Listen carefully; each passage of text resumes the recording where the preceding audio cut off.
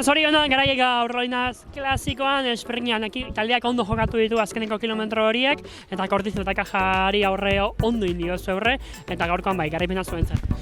Mila esker, azkenean denboraldi ona egiten ari gara, ni pertsonalki eta taldeak ere, eta gaur talde on batekin etorri gara, genuen garaipena, hainbeste kostatzen ari zaizkiguna Euskal Herriko lasterketetan, eta idea oso garbi genuen, garaipena nahi genuen, Pablo Kolaberrian jo du, ni atzetik freno lana egin dut, azkenean banekien kontrolatu egon nintzen, eta gero Pablori hartu diogunean genuen nire aukera zegoela eta taldeak kristolan egin du sprintera iristeko.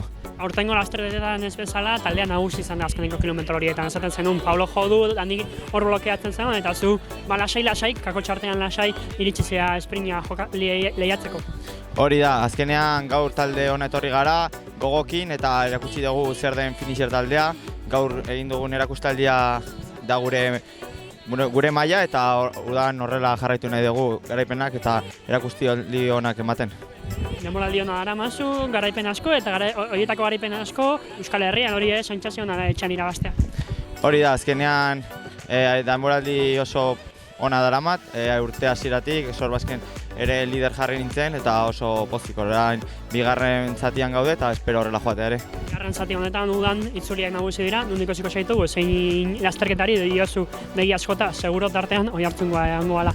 Pues aurten ez, azkenean estaller aukera eman nahu taldeak, Kerfarmarekin joateko, eta oraindik ez daukagu ze kalendario egingo dudan itxia, baina oihartzun ez dut korritu, eta oso pozik profesional mailatan nire burua ikusteko, eta aber nola ikusten garen. Mila esker.